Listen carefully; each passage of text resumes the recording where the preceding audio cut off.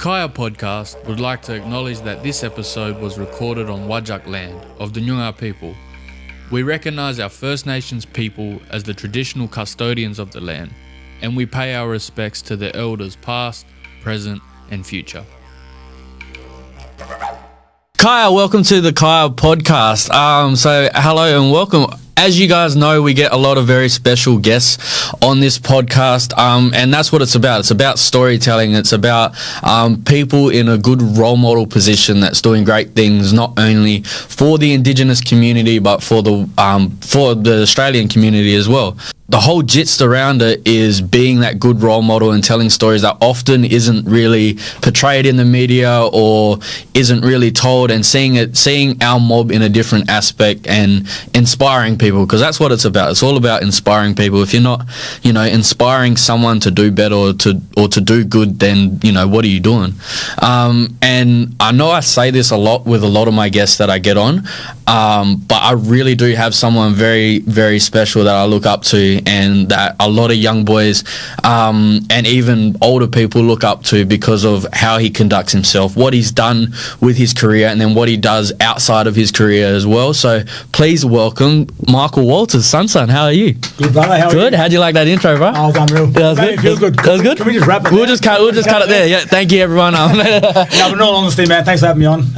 Long time coming. I've been, watching the podcast for a while now, and you've gotten better in leaps and bounds. So getting a lot of unreal people on this podcast, and you're doing good things. So oh man, thank you. Yeah, definitely. Really enjoying it, and plenty more to come. Bro. Yeah, no, I hope so, man. So you was actually one of the very first people that was suggested to me. Like I've got on my notes, like when I first did the first episode, I was like, all right, I'm gonna write my short term, like people I want in the short term, and then just the long list people, like fellas that I hope to get one day, like years down the track. And then you was on that years down the track one, because I was like, one day if it happens, it happens. Down the road, but I know. And then someone, I think it was Dad. I can't remember who. If someone mentioned you in one of the comments, and then I like tagged you in the story, and I was like, I'll just see what happens. And the next day you was like, yeah, bro, I'd love to do that. And I was like, nah, that's wicked, man. Well, that's wicked. The only condition was not to wear the Coburn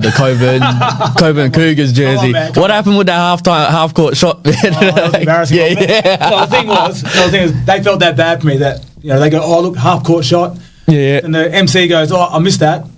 Like brick. No. And anyway, he goes, all right, 3-point line, brick again. Yeah. But the thing is, man, I back myself. I drain him every time. Yeah, I know. Drain him every time. Until it's just because he was in the ear, I know. And the dog was barking. The window was open. And the shoelaces undone. I just ate popcorn. Well, Brucey, I just ate popcorn. But he goes, oh look, 3-point line, bang.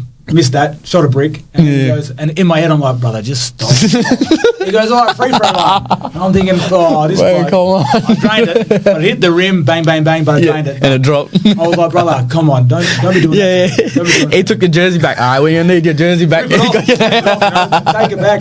No, but that's wicked. But you're a huge, advocate for basketball. So we see what you're doing with the Perth Lynx as the number one ticket holder. How'd you kind of get into that, and what's been going on there? Yeah, well, my daughter plays basketball, as you know, and very, very talented Coburn Cougars player. Well, she played a lot of sport growing up, and obviously, she's been around footy, ever since she was born. So she played a bit of footy, played a bit of netball. She loves the netball and basketball, but I took her to a Perth Lynx game, and for me, having 3 girls, I just want to showcase women's sport. I feel like there's a lot of talent in that area that's untouched, and you need to get it out there. Everyone talks about AFL football, but there's AFLW, which is gotten so much better over the years, and they're only get better, especially with the grassroots now coming up.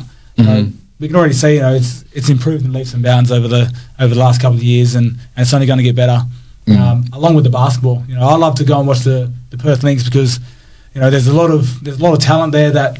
Women's basketball is so fast as well. So fast. You may not get the dunks, you may not get that, but I tell you what, going to a game live and really watching it. Yep. It's wicked atmosphere too. And seeing these, West Australian product, but then also the imports as well. Erin McDonald, who just handles for days, and it's unbelievable. So I love to go and watch that. I love taking my kids to go and watch it because it's such a family environment. Yeah. You feel comfortable there. That's wicked. But I like coaching girls way more than I know the boys that I coach is going to kick up about this, but I like coaching girls way more because you tell them to do something and then bang, they'll go do it like straight away. Exactly. And because boys, they like to be, all show offs or showing out and all macho and all that. But then girls, man, they play sport like how it's meant to be played. They play with such a high level of IQ, and if they don't have a high level of IQ, they get there so quickly, man. Man, it's crazy because the IQ you see at the Perth Lynx is unbelievable. But then also, the way how ruthless they are is something that's unseen as well. Like, you don't realise how fierce they are. And going there, you look at them and you think, oh man, I don't reckon I'll be able to get a look in here. I don't reckon I'll be able to drive it in. I might get blocked. I don't think I have the body power to do it. So they'll chuck elbows wicked too. That's what I mean, man. Yeah. Like, when there's a loose ball, man, they're on it. They're on it. And I can bang on and talk about basketball or not all day because, like I said, I'm passionate about women's sport. I'm passionate about men's sport as well, but I feel like the women's sport is untouched, and it's something that's about to grow and get bigger and bigger and just explode. And I mean that's a big like where I take my hat off to you as being someone in your position to be able to like not only give that support but actually put them on a little bit more. Like I was just saying to like the Perth Lynx photographer and video editor, who's a very lovely man, Eric, who we have here today. We were just talking earlier today about being able to naturally just give back and do things because it's just right to do, or not even that, because you just want to do it. And we was talking about how massive like the crowds have been this year compared to like previous years where it's getting that attention now, and those girls, you see how much, like a crowd, it makes a difference, at a game. Yeah, exactly. And I'd like to say I'm a big part of that, but I'm not. But no, you're right. The crowd's getting big, and it's purely because of the basketball. Purely the way that these players, they're professional athletes. Some of them may work outside of it, but then the way that they conduct themselves on the court throughout training, but then also in games, man, you got no choice but to look up to them, especially young kids, man. Like I see a lot of young boys, young girls that are there, face painted, really enjoying the basketball. It's something that, like I said, and I keep banging on about it, it's something that's untouched because the WNBL is big. And it's something I spoke about on the podcast a couple of weeks ago with Michaela in terms of AFLW.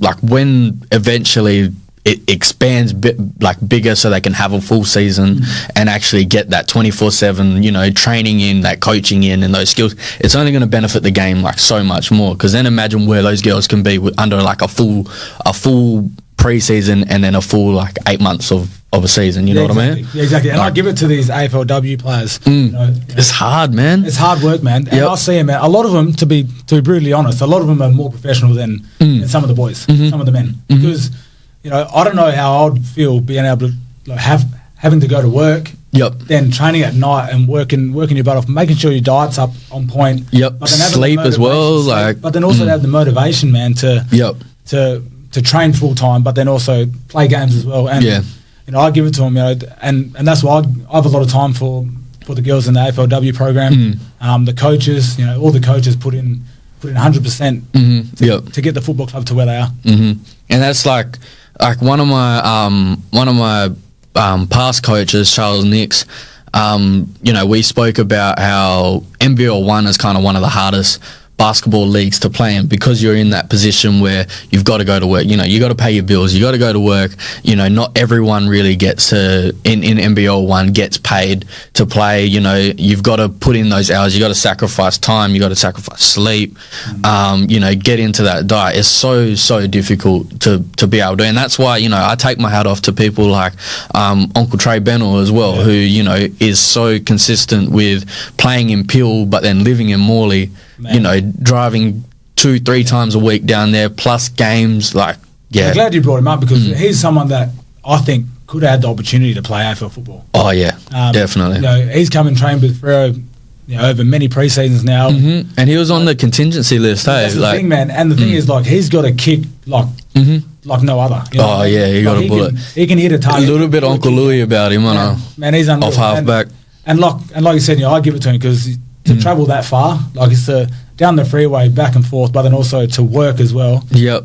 And then just had a daughter as well. Like, well, that's it, man. And even the waffle players, man. And waffle has to be at that high level as well because they're competing against some of the best in WA as well. Yep. And they've got a lot of players coming over from the eastern states that are joining in the waffle. So I give it to those boys as well, those men, because like you said, they're a bit the same. They work as well, but then they have to, earn a living, which is going to work. But then they're back at training that night to just some of them are trying to make it. And some of them just enjoy footy that much that they just want to play at the highest level here in WA, which is good. Yep. And even if you try and make it, it's all for the love of the sport. Like, that's what sport does to you. It does wonders on it. Well, that's the thing, man. And that's why I've been in the game for so long now. Everything else is a byproduct of that. But I play because I love the sport. I play because I want to be a role model for the next generation, whether it's young boys or young girls. And, whether it's football or whether it's anything in life, like I've had my trials and I've had my setbacks and all that sort of stuff, but if you put in the hard work and you really want to do something, then and it's like it's part of, you can do it. Yeah, exactly. Whatever you set your mind to, that's what a lot of, like, when I go into schools and a lot of kids talk and stuff like that, I'm like, what do you actually want to do? Some of them are like, I want to go to TAFE. I'm like, no, what do you actually want to do? Like, what's your passion? And then you got to break the ice with them a little bit. Once you break it, they'll tell you the wildest things. Yeah, that's it. And it's like, go and do it. How can we better support you to go and do it and get you to believe that you can do it? Yeah, what I mean? And some of them too, like a lot of young kids, and I was a bit the same. Ross Lyon told me, he always used to say, you don't know what you don't know.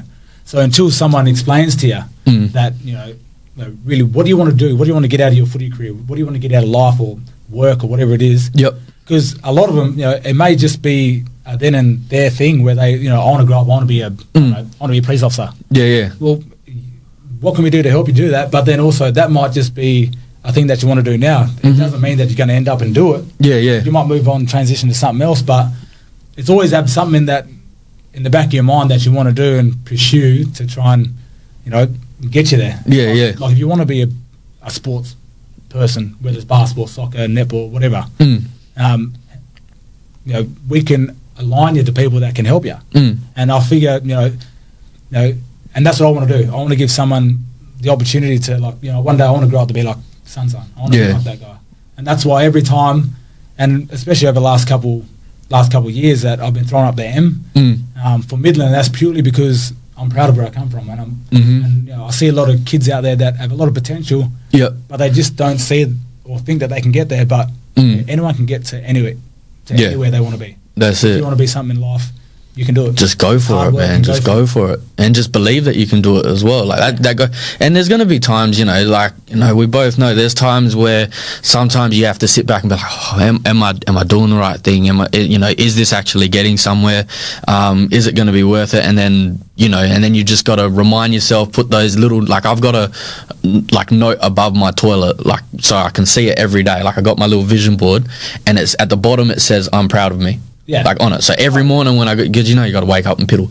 Every morning when I wake up and piddle, I look at it and I say all right, I'm proud of me, and then what do I got to do today? Because some days you'll read it and be like, yeah, I know. Other days you'll read it and be like, so it's a bad day, Some days you just need that little kick because it's not going to be all rainbows all the time, you know what I mean? And also there's not going to be someone there all the time to keep you on that straight and narrow. Yeah. Man, there's been days where I've lost motivation, where I just feel like, I don't want to play footy anymore. I don't want to get up and go to training. I don't want to do this. But if you have a purpose in life, and for me is my kids, if I have a purpose in life, and that's what really drove me to getting back to the AFL, is because my wife was pregnant at the time, and I thought, what else do I have to do in life? All I had was football. I always wanted to be a footy player growing up. I've always wanted. There was no backup plan. I wanted to get there, and I wanted to make it. So all through my schooling, all through high school, primary school, I was like, there's no plan B, that's plan A, yeah. It'll distract you from plan A, and that's the thing. So I'm going to AFL, and looking back now, I thought, and I always tell kids now, really enjoy being a kid and enjoy school. That's something where I want to grow up, I want to make the AFL. I can't wait till I turn 17, 18. Yeah, so I can get there. Yeah. Now I'm thinking, man, I just wish we had a good on no bills, everything. What? Recess and lunch.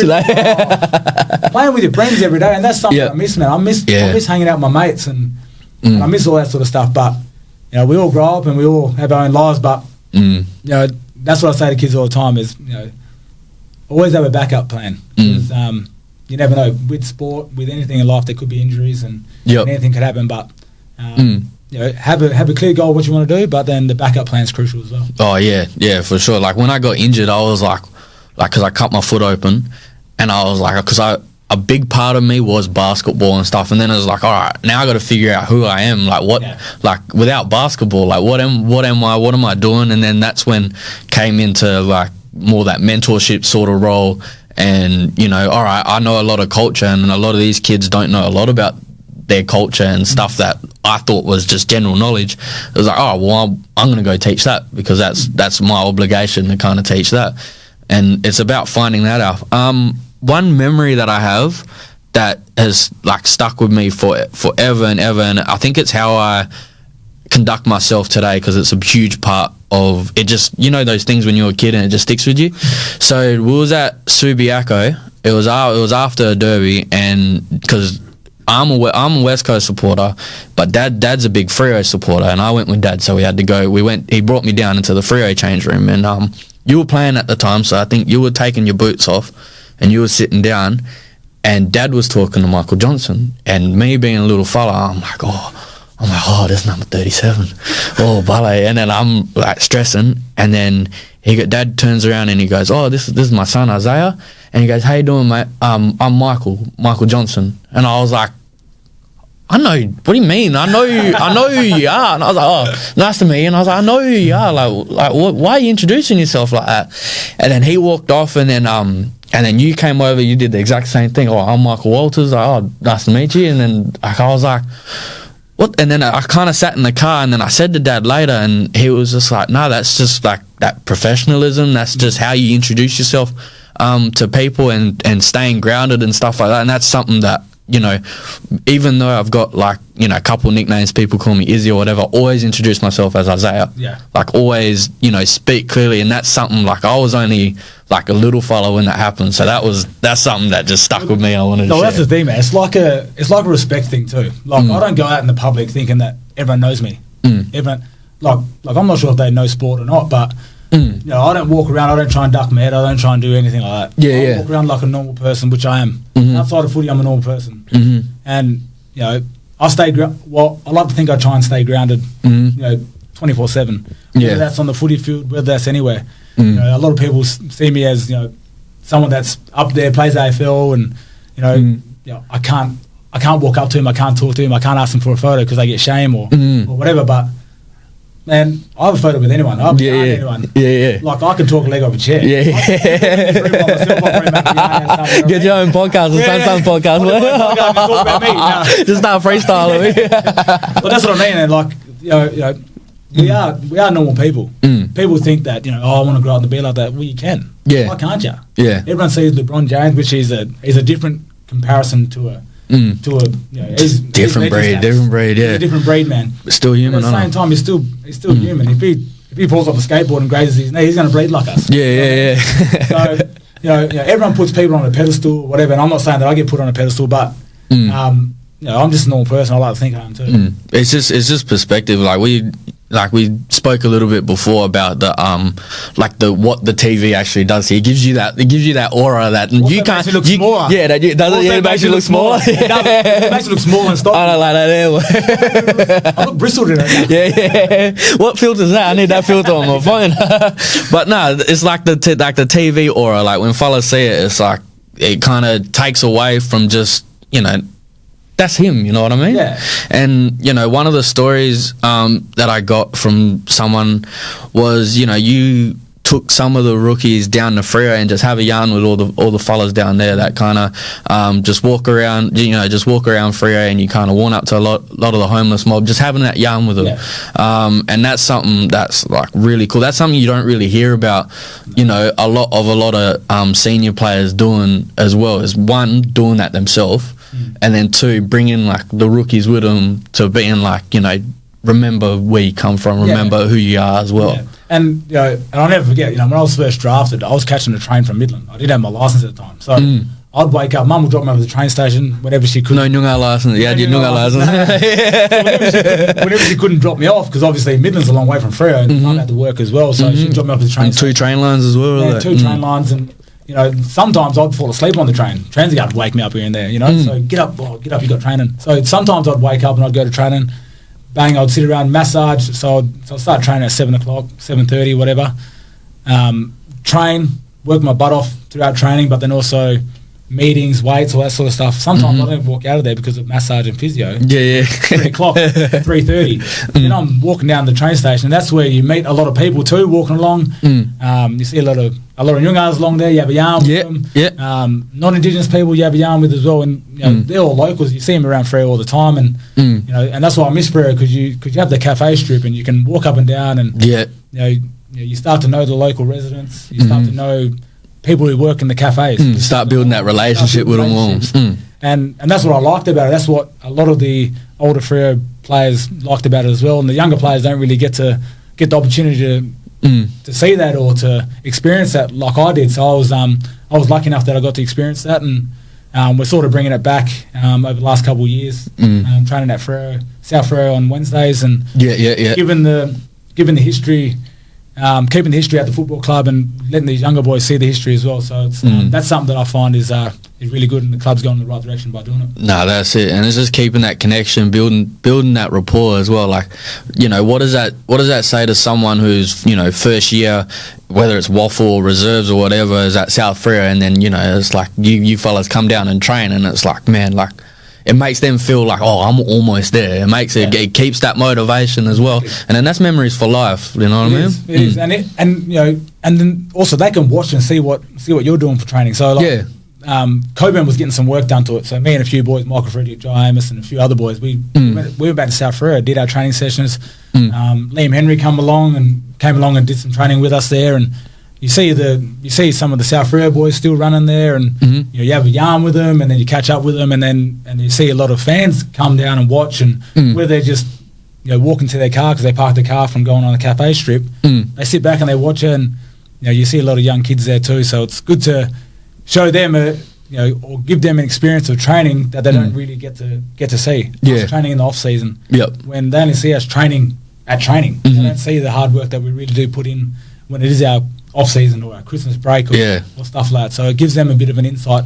All that behind the scenes stuff. Where we don't even think that we're doing it, but we just do it just because we have to do our session, and we don't realise that we're giving this young boy an insight into AFL and into what it takes. And that's I think that's something that I love about Bobby as well, that he naturally picked up. I guess it's a northern thing, I don't know, but it must be a northern thing. But he's picked that naturalness up as well, with looking at things as a bigger picture, inspiring the next, and also like we spoke about before, using that platform to just make it better for young guys, or not even young guys, just make it better for the youth. That's the thing. And if you really enjoy something, you're naturally going to do it. So that's why I find, like, regardless of what happens in football, regardless of what happens on game day, whether you're struggling, if you have that happiness, the next play is going to be a good play because you're going back to something you really enjoy. You're not letting things simmer in your head. You're not letting the past result define what the next result's going to be. So if you're really enjoying something, whether that's sport, whether that's work, whether that's life, man, you're only going to benefit from it. But that's it. You got to do what makes you happy as well. Exactly. So what about, like, growing up? So growing up, what was kind of life like in Midland, and then who kind of sparked that because that good heart that you have. Who instilled that in you? Yeah, my dad was a big. He played a lot of footy back in the day. He's from South Australia. So he's a Nuddenjetty Nunga man from South Australia. He played a lot of footy over there, but then also he played up in Darwin, and he also played here. And Midland Tigers was the first football club that he played at. At the Midland. I still go down and watch it. So Midland Tigers was a huge part of my life, childhood growing up. All those teammates of my dad's. I still run into them. I still see them, you know, they're pretty much like uncles. Yeah. You know, and I'm 33 years of age now, and I still see them, and they still treat me like. Yeah. Well, they treat me like I'm someone, but really, I'm still that same boy. Yeah. Right? And whenever I see them, I'm like, oh, this is whatever it is. This is an uncle thing. I got to be respectful. So like, they keep me grounded as well. To always remember where I come from. So my dad was a huge part of, you know, in my football, but then my mum too. Every morning used to wake up, always had my footy stuff ready on the bed, socks folded, that's wicked. Team shirt, boots there. Yeah. But then always every morning he had porridge for me. So my mum was a huge part of my football. Drove me to training, drove me to games. You know, like man, strong woman, man. Strong, just like most parents. So you know, it made it easy for me to be able to play AFL football or even waffle football, because all I had to do was rock up and play. It was rock up and train. She made my life so much easy. My dad made it easy. But then when you got older, you're like, all right, I need to get my start. You know, I need to get your stuff ready the night before. I need to make sure I eat before I go. You're because she done that. I know, back to year one. Even though you got to do it all for yourself, but you know, she put those traits in you without you even knowing. Without us even knowing. And, you know, and I know a lot of parents do that. You know, so you know, my parents are a big part of my life, and my brother as well. My brother always, you know, whenever I found it hard to get the training, $20 here and there, fuel. Yeah.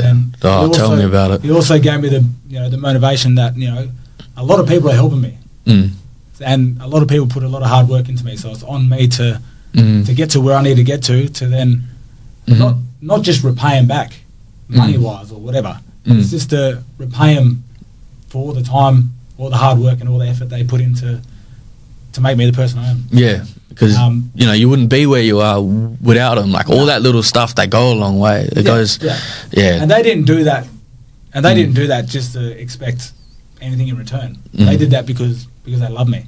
They did that because, you know, they wanted to see me, you know, chase a dream that I had from a young age, and you know, I was fortunate enough to get there. Yeah. No, that's wicked, and it just shows. It gives you that little bit of like, all right, someone believes in me, and I can't let them down. Yeah. Like, you know, although I don't feel motivated today, they are motivating you. They're motivating me to be better because they can see that vision that you can see, and it's like, you just get that extra kick you get that extra kick out of it. No, always do. And no matter how bad you feel, if you have that one little, and like I was talking before, purpose. If you have that purpose, you know, you're always going to chase it. You're always going to. It's always like a little carrot dangling there, and you just want to get it. Every time you move forward, it's getting further and further away. So you just want to just chase it, and sooner or later I'm going to grab it. That's it. Like what is it? Someone told me it's like running on a treadmill, and there's the carrot in front of the treadmill, but the timer's faced the other way around. So you don't know when that timer's going to go off. You just got to keep running, and you just know that one day that timer's going to stop, and then bang, that carrot's going to. And you may not get there, and that's all right. Yeah, that's all right.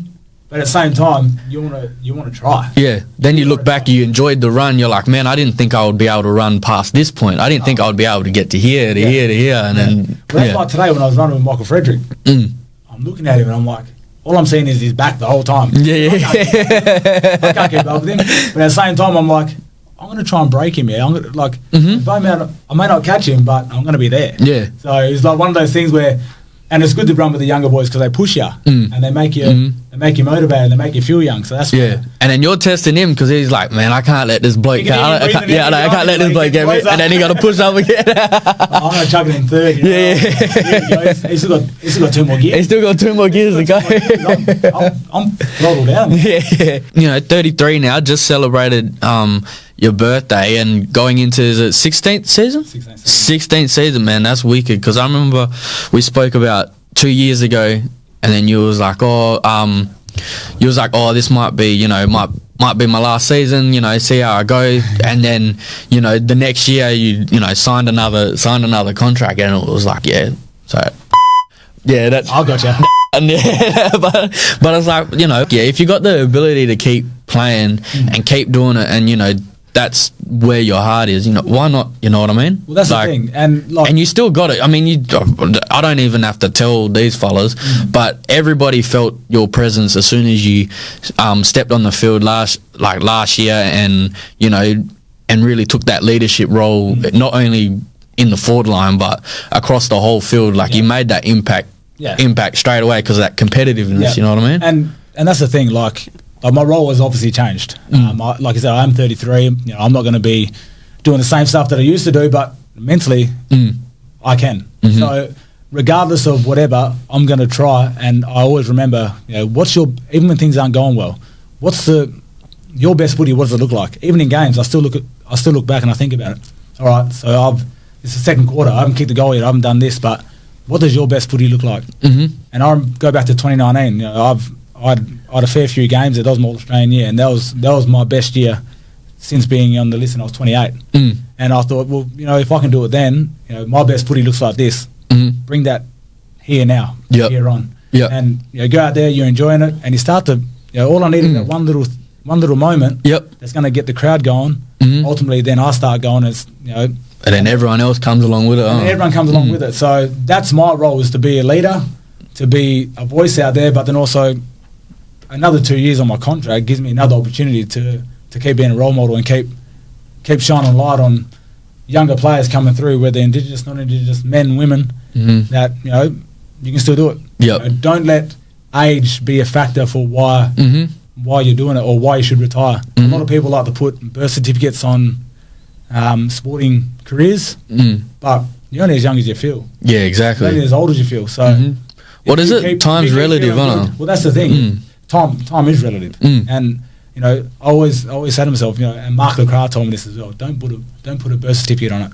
Just keep going out there and just keep playing footy. Yeah. And if you feel good, you feel good. And when the time's right to retire, you'll know. Yeah. And right now, I feel pretty good. No, that's wicked. That's wicked to hear, man. Because, you know, obviously you've inspired so many people to, like, you know, not only get in the footy, but like you said, represent Midland. You know, represent Noongar people, and you know what you do on a bigger scale definitely is unmeasurable. Like you and off the field with what you're doing in terms of being that leader and being that spokesperson, being that advocate for women's sports. Like, you know, this is the type of thing of why this podcast is started, is seeing that sort of aspect, and you know, actually giving people a chance to, you know, get to know the real you. You know, I'm sure someone's going to see this and not be ashamed to come up and take a photo, or not be ashamed. They come from everywhere now, just bang. But yeah, you know what I mean. Like actually have that conversation and be able to talk about, you know, what you're doing and where you come from, because like we spoke about with Brooke a bit earlier, is that self-awareness and then being proud of that. Yeah. You know, good and bad, because you got to be proud of that. We all had our ups and downs. So how have you dealt with you know, those ups and downs of not only your career but in life as well? Like, as you know, like you know, everyone at some stage we lose someone, or we lose our passion, or we lose that drive of how we, you know, get into it and how we go on with just day-to-day stuff. You know, and then in the sporting world, you've got injuries, you've got, you know, trades, you've got, you know, contracts. You might have to spend like a year in waffle, and then, you know, come back into the team like a full leader and ready to go. How do you deal with those sort of times? And, you know, what when you did go through it, what did those times look like? Yeah, well, I spoke about it before, is having a purpose of why you do things, whether that's for family, whether that's for yourself. You know, a lot of people may do it for money, and that's okay too. You know, everyone needs to earn a living. You know, it's a bit like a normal job. You want to make sure you get paid what you're worth too at times. But for me, it was never about money. It was always about the enjoyment of the game. Whenever, like you said, life's a roller coaster in sport. That's the only thing that I've ever done, pretty much, growing up and also in my adult life as well. You know, you do lose motivation. It is hard to get up. It is hard to do stuff. You know, at times there's a lot of talks you got to go and do as well, and sometimes you don't want to do it, but you know, it's a part of your job. You don't want to have photos here and there. You don't feel motivated. I'm with my family. I could be at the Royal Show, whatever it is. But it's a part of your job. So you got to take it with a grain of salt, and you got to suck it up and do it. So I just find, you know, having a purpose, whether that's finding something outside of football, basketball, a normal job, whether that's reading, uni, something to keep you level-headed, something that will take your mind away from whatever you're doing that's potentially going not the way you want it to go, but then also, even when stuff's going good, Just remember the good stuff. Remember the bad stuff as well, because that's the thing that's going to realign you as well. So for me, it's always, it's always just enjoy what you're doing, but then also having a purpose for why you do it, because that would always steady the ship when things are going bad, but then also it'll steady the ship when things are going good. Oh yeah. One of the quotes that when my uncle passed away, because I was in America at the time, so one of my teammates, like that's all I had was my teammate. He came up to me and we were sitting down, and he goes, "Look," and it stuck with me forever. So this was 2018. He said, "Bro, the sun's coming up tomorrow. Whether you've had the best day ever, all the answers, training feels good, your jump shot is wicked, the sun's coming up tomorrow. Whether you had the worst day ever, everything feels like it's failing, you don't know what you're doing with yourself, you don't know what you're doing with life, the sun's coming up tomorrow." No matter what way you're looking at it, you got to get after it. So yeah, obviously around the community there's so many footballers that could have made it, should have made it, but didn't, or like there's so many that are still pushing to make it and stuff like that. And we talked a little bit about like the motivational side. Like one of the best footballers I seen growing up was John Bennell as well, who obviously things just didn't go his way, and he still is one of the best blokes. He's one of my like closest brother boys ever. Like he's one bloke I can talk about with anything. But we talk about like those sort of people and kind of how they got to where they want to be and find that passion for it. How did you kind of deal with coming into the AFL, and obviously being that, when your name got big, how did you kind of deal with that? Because we talked a little bit about staying grounded and stuff like that, but was that a big shock for you when your name started getting bigger, or people started asking for photos? Like, do you remember the first time? I remember the first time, and to go back on when I was younger, and the people around me and people that could have made it, there's a lot of people that were so much more talented than me in footy, in basketball, but a lot of them just didn't have the passion. They just had a few kicks here and there, come down and played footy or whatever, but then they had other things they wanted to go into, which is also all right. But I'll tell you right now, there was a lot of other players that could have made it big, but just for some reason or another didn't want to do it, didn't have the passion or whatever. But they were so much more talented than me. I just had a drive that I wanted to be an AFL player. And so I mean to answer your question, staying grounded, and I had no choice, because I had 8 or 9 other Indigenous players around me when I did get drafted. So I was drafted with Stephen, and still had Michael Johnson, Anthony Grover, Des Headland, who I was going to training with at times when he was picking me up. My mum, after the train rides, I didn't realise that he lived in Ellenbrook, so Mum used to drive me to his house before her work, and I'd jump in the car, and for petrol I'd just buy a Red Bull and I can't remember what else. Just to check in. Just to check in my fuel, you know what I mean? So I had a lot of people like that. Roger Hayden, still there. Wicked. That I go back to, and I stay grounded, because if I did feel like I was getting a big head, or which quite often I never did, but those guys would always keep me in line and keep me in check, because it's always good to learn off role models. Always good to learn off these guys that have been there for a long time and that have played some unreal football for the football club. I try and follow them around and learn little bits and pieces off them, whilst trying to be myself as well, and keep my own little cheeky attitude too, because they love it, even though they keep me in check. They also love it, and because you're being yourself as well. You're being yourself. That's what creates memories, and that's the one too. Like with staying grounded is, I could easily be like, oh look, I'm this football player. I don't need to have photos. I've been here a long time, whatever. But my role and the reason why I'm in this job for is to be a role model, to be able to have photos with people, and it's a privilege, and show them that I'm normal. So there's a lot of there's that many footy players past and present that are unreal role models, and still are to this day. That's it. Like one of them is like a big one in my life was Troy Cook.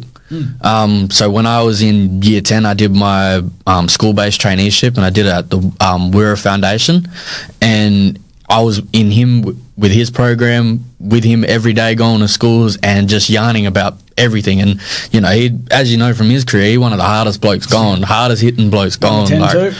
Number 10, he's wicked, boy. When he had the dreadlocks, that man was dangerous. Yeah, bouncing everywhere. But nah, he would run through a brick wall, that bloke. And I just remember I'd ask him so many questions, like about, you know, ice baths, about saunas, about, he would make me eat fruit nuts and dry nuts all day for low GI, little stuff I didn't think of at the time, you know what I mean? Yeah, and that's the other thing I went back to before, is talking about you don't know what you don't know. And that's something that I got from Ross Lyon, that until someone gives you the evidence or talks to you about diet requirements and all this sort of stuff, you just carry on doing what you know. Yep. And, you know, further to enhance your career, whether it's in work or sporting, you still need to have people that you can go to and ask questions. People that's, you know, been in the system or been doing that job for a lot longer than you, that you can learn from. And for me now, 16 years in, there's still things I need to work on. Always a student, You're always a student. So, you know, whether that's touch, whether that's still working on my hands in off season, or Jamie Graham, our forward coach, is a big part in that, and he's been huge for my career, especially 16 years in. You know, he's always forced me to go out there, do touch, all of us to, you know, work on our hands, be in one hand, clean pickups, all use clean, and making the most of every session you do. Don't just go out there, if you're having little lane kicks, don't just sit there yarning. Get something out of it and really kick to because game day, when you only have a split second to make a decision, and you know, if you wait that split second too late and you kick it, it's a turnover. So always be on point with everything you do, and like I said, always get back to enjoying it. And I'm going to say it non-stop, is, you know, if you don't enjoy these little things and the journey, you know, the good and the bad, you're not going to make it. Yeah, and that self-discipline, because you got that little voice in your head when you're out there running, it's always there, and it's always with you. That's it. Do you hear much out there? Because I know Optus, the sound goes outwards. Yeah. But like when you're out there, does it get loud? Is there sometimes where you're like, I can't hear a call? Oh man, the Purple Army get loud, man. Yeah. They are loud, and when we're up and going, they are some of the best. Oh yeah. Along with the MCG when you're playing against Collingwood. Yeah. I hear everything there. Yeah. When I'm running to the bench, when I'm having a shot, when I'm standing there scratching my foot, I know. I hear it all. So, no, you do definitely hear it, but that's the part of being a pro, is that you got to block out all that sort of stuff, and it's a lot of hard work, a lot of mental rehearsal, a lot of stuff goes in the. Do you guys do some stuff like preparation for stuff like that? Yeah, we do heaps of stuff like that, and you know, when times do get tough, you know, you need to get back into your own head and realign with, you know, why you do it. I've had a lot of situations throughout games and my career where I could have easily went one way, but you know, the mental rehearsal and the mindset that I had, that takes time to build, I think kept me in good stead to realign myself. Yeah, no, stuff like that is stuff like you don't even like hear about that often. Even like the prep for stuff like that. Oh, that's so funny. Like, cause I remember I was yarning with Quinton one time, and he was like, I was talking about his like the first goal he kicked when he was at Geelong. And he was like, bro, I didn't hear anything. So when it was a goal, I just chucked my hands up, and I just couldn't believe that I kicked the goal. Like, He goes, I didn't know what to do. And then luckily Timmy came around and grabbed me. Like, Well, me, man, every time I kick a goal, I'm going to celebrate it. Oh, yeah. I'm going to celebrate it. Oh, that's wicked. Man, the thing is, like we're entertainers. We're out there for a purpose. And, you know, every chance I get to celebrate a goal, or whether it's a teammate's goal, I'm the first one over there trying to give him a high five. Or trying to do something. And, you know, these days I'm enjoying more so not kicking the goals, but being the one to give the ball off to someone who's then going to kick his first goal, or you know, a Michael Frederick who's going to kick his third or whatever. You know, I get goosebumps even thinking about it. Like, you know, it's unreal. I gave him the opportunity to kick that, and that's where I feel like my leadership is, and my mindset has grown and gotten to a level where I'm enjoying other things outside of footy than myself. I'm enjoying just maturing with the game. I'm enjoying seeing these players dominate. Yeah, I'm enjoying sitting home watching Shea Bolton dominate. Yeah, unreal. Like, I love that. I love watching him take screamers. I love him, Ryan, what he can do. So that's where my footy's changed and gone in another direction, that, you know, I'm able to sit back and really enjoy some some of these kids run around.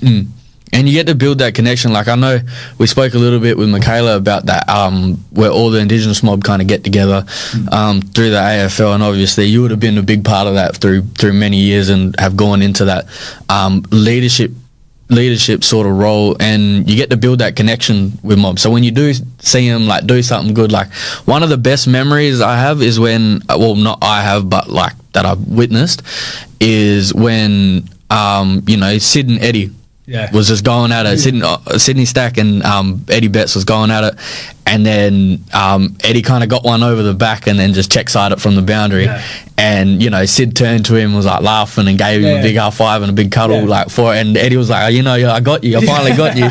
And it was like, man, that's what it's about, is not only that brotherhood or that, but when it's time to compete, it's time to compete. And then when you see a brother do something dirty, like, you gotta be like, all right, you got me done. And that's the respectful piece as well. No doubt Sid would have loved watching him play. Oh yeah, and to have the opportunity to play on him at the elite level, man, like it's crazy, it's crazy. And that's like, when I first, because I was a Matthew Geelong supporter growing up, and I love guys like Matty Scarlett and these type of guys. And for my second game, we played against Geelong here at Subiac Oval, and I still remember it to this day. I was walking in, Subiac Oval, the big gate, and you walk into the back, and the opposition bus. Well, I'm walking past it, the bus pulled up, and I've got my pop slippers on, with my socks up, with my free kick walking into my second game. Geelong players see me through the window, and then as soon as I get out there on the field, first thing they say, "What are you doing with those slippers on?" First thing they say. And I was thinking to myself, I was like, man, Andrew Mackie, he can talk out on the footy field, and I loved him as a player. First thing, that was the first thing he said to me, and in my head I'm like, I loved you before. Yeah. But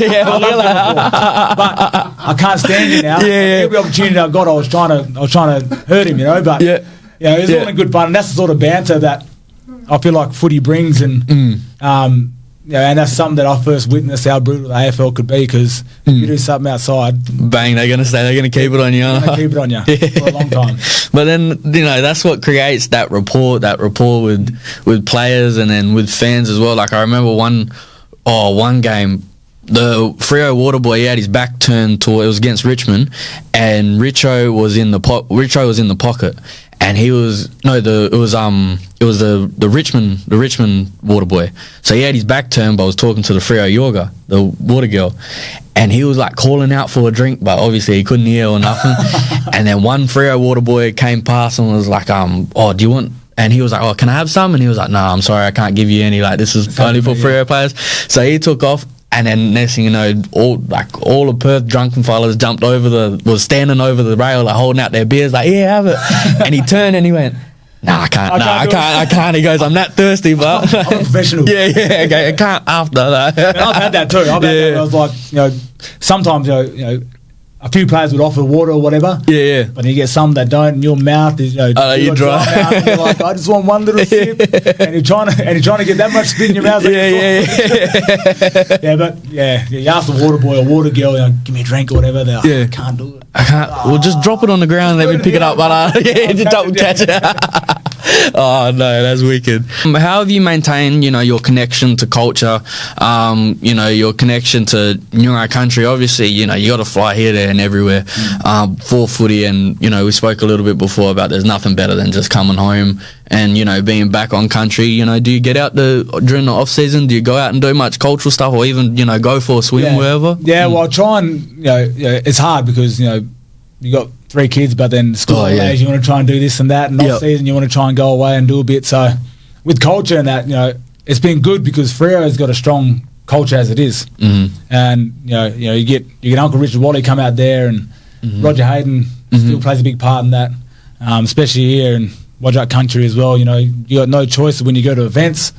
It's just it's thrown at you, which is good. It's thrown at you, and it's getting stronger and stronger, better and better each and every year. And that sort of keeps me intact with culture as well. And then all my family, my mum's family, Penny Mob from down south, mum's from Katanning. I've got family down in Albany, and from Perth all the way down. So you try and build a connection with all your family down there. But all the oldies are getting old; they can't come up as much as what they used to, and it's kind of hard for me to go down there. But just being around my mum, family, close family, you try and spend as much time with them, learn as much as you can from them, but then also, you never forget where you come from, and they always let you know too that if you same again, if you know what it's like, you think you're better than what you are, they'll bring you back. It's always good to get that, get that thrown at you, especially through family. So and just being present, present brings you back to home. Your cousins, your brother, your mum, your family, they're the ones that's going to give it to you. Blatantly honest. Honest. Whether you like it or they're not. Whether you like it or not. You may not even think that you're acting like a big shot. But man, you better slow down. You better slow down. This is, hey, I'm still your big brother. I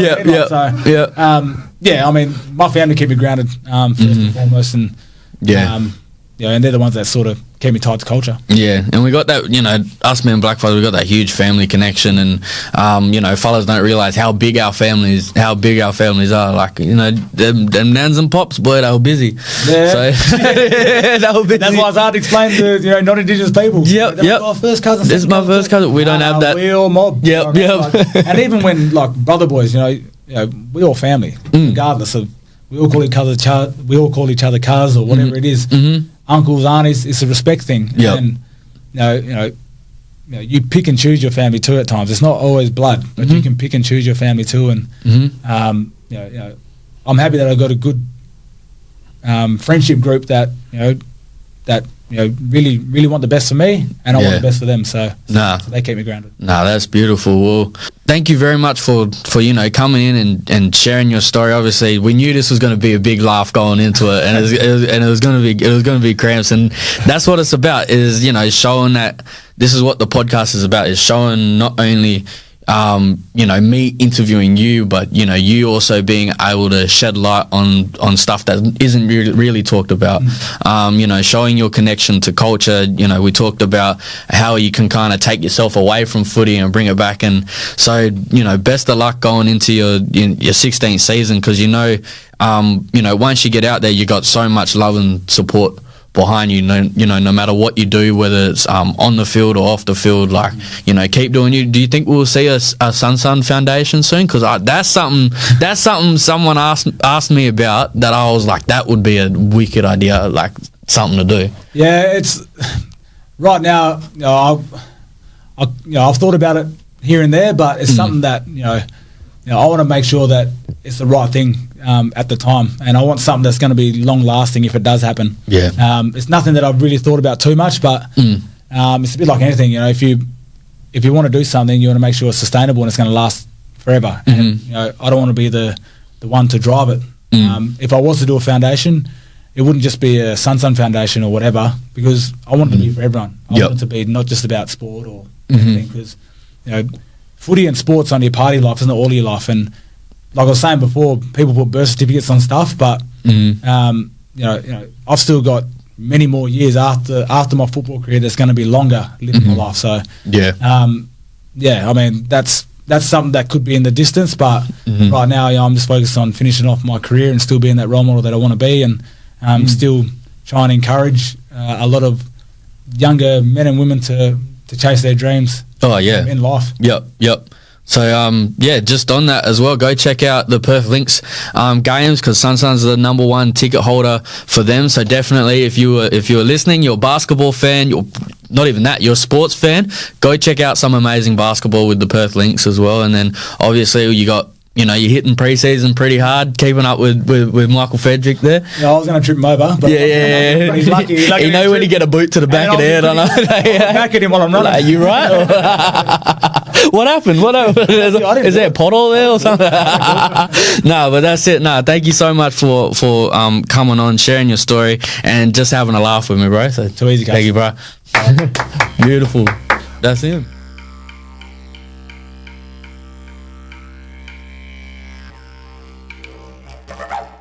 Big thank you to Jilla, purely Indigenous, 100% WA Indigenous owned, high quality Jilla, pure water and coffee beans products, for sponsoring this episode and being able to supply the water. So Jilla, purely Indigenous. thank you very much for watching. Obviously follow us on Instagram, Kaya_podcast, the Kaya podcast. We're also on TikTok, YouTube, and Spotify. So make sure, go in there, have a look, like, share, all that sort of stuff. But also, even feel free to send us a message on who you want to see on this podcast, who you might think will be good, because we're always open.